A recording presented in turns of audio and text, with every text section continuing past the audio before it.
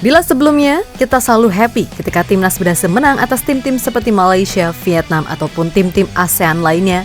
Namun kini timnas mania wajib happy plus bangga karena timnas kita benar-benar udah bisa naik level ke Asia. Ya, meskipun ini hanya level U23, tapi bisa menang atas tim seperti Australia dan Jordania, serta hanya keok gara-gara kelakuan wasit kocak ketika melawan Qatar, adalah sebuah hal yang mungkin gak pernah terjadi di era dulu. Nah, mungkin dari semua pertandingan di fase grup Piala Asia U23, laga melawan Jordan adalah yang paling luar biasa, di mana Justin Hubner dan kawan-kawan mampu bermain cantik dan menang dengan skor telak 4-1. Sesuatu yang pada akhirnya sekali lagi membuktikan kalau sekarang ini level timnas Indonesia, entah itu di senior ataupun U23, adalah Asia, bukan lagi sekedar ASEAN.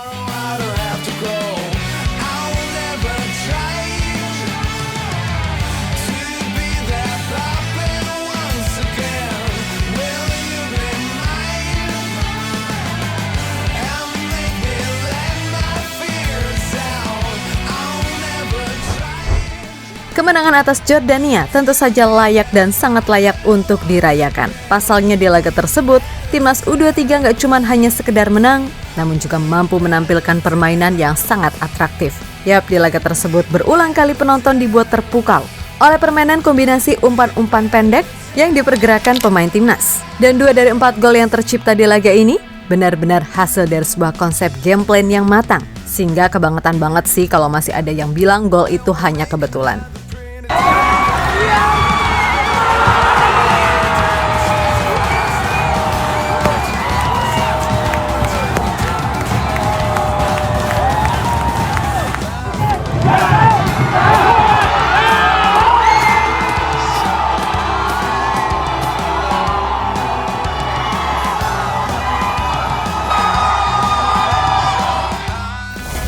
Lebih lanjut, apa yang diperagakan pemain timnas di laga ini, selainnya tadi mampu menghibur para penonton yang menyaksikan, juga berhasil dalam tanda kutip menyakiti para pemain Jordan. Bahkan sang pelatih Abdullah Abu Zema terlihat sama sekali nggak menyangka timnya yang begitu superior di babak kualifikasi harus mengalami nasib semenyedihkan ini.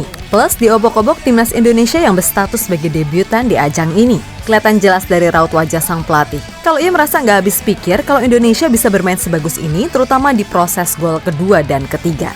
Ya, mulai dari umpan-umpan kombinasi ketika build up serangan dan organisasi pertahanan yang rapi, benar-benar seolah nggak memperlihatkan kalau tim ini adalah tim debutan. Hal yang wajar karena sebagian besar komposisi pemain timnas U23 ini adalah mereka yang berpengalaman di timnas senior.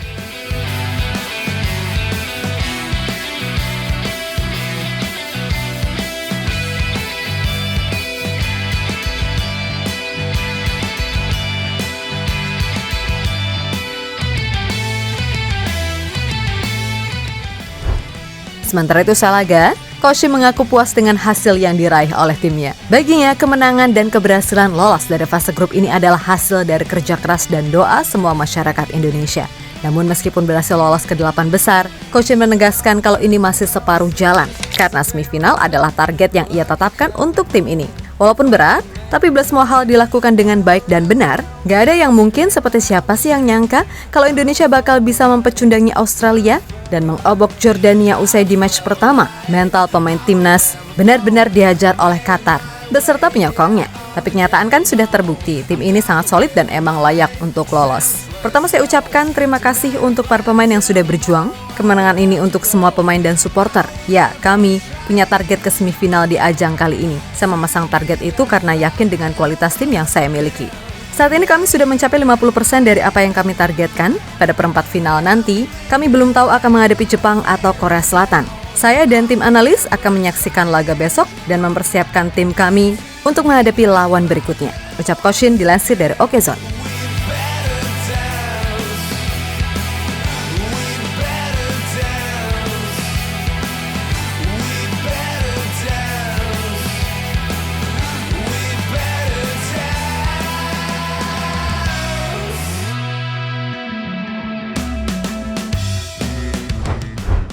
Yap, sekali lagi, kita patut berbangga dan bersyukur dengan kemajuan timnas Indonesia saat ini. Apalagi bila melihat lagi perjalanan timnas U23 dari babak kualifikasi sampai melawan Jordania. Indonesia benar-benar sangat meyakinkan. Dan kalau boleh dikata, ya Indonesia hanya apes aja ketika kalah dari Qatar. Nah, kini menarik ditunggu siapakah lawan timnas di 8 besar nanti. Apakah Jepang atau Korea Selatan? Yang baru akan main Senin malam nanti. Tapi berkaca dari yang udah-udah, siapapun lawannya, kalau timnas mampu menampilkan permainan yang solid seperti di laga melawan Australia dan Jordania, mau lawan Jepang atau Korsel nggak ada masalah. Dan semoga apapun hasilnya di 8 besar nanti, kontrak Coach Shin ini tetap akan diperpanjang karena bagaimanapun ia udah kadung bikin fans timnas punya harapan lagi kepada tim nasionalnya. Setelah udah 7 purnama males gitu loh nontonnya. Karena kalau dulu ketika main melawan tim-tim kuat, ibaratnya kita nonton hanya untuk menunggu kapan nih kebobolan.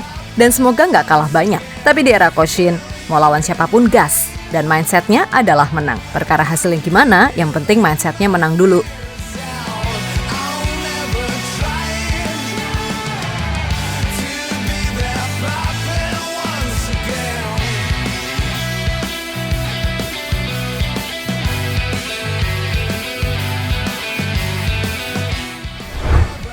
Yap, sekali lagi pokoknya selamat buat timnas U23. Ingat, ini bukan akhir dan masih ada pertandingan yang harus dimenangkan. So buat haters-haters anti STY, gimana nih? Udah nemu belum kata-kata mutiara untuk mencari kesalahannya lagi? Ya mentok-mentok sih paling ngatain ini bukan level senior, jadi nggak usah dibesar-besarkan. Atau mungkin mau ngomong kalau Coach Shin dianggap plin-plan gara-gara pernah mengkritik kualitas pemain Liga 1. Entahlah, biarkan sesuka hati para haters anti STY itu aja. Intinya, semua pemain yang berlaga di Piala Asia U23 ini benar-benar bagus. Bahkan gak peduli mau dia main di mana, baik dalam ataupun luar negeri. Pokoknya selama dia bisa mengikuti apa yang dimau Coach Shin, ya udah bakal dimainkan. Dan bagus sih kalau pemain Liga 1 bisa menunjukkan kalau mereka nggak mau kalah dan siap bekerja keras demi menunjukkan kalau mereka emang layak gitu loh membela timnas. Intinya sekali lagi, semangat untuk semua elemen timnas Indonesia. Kalian ahai sekali pokoknya.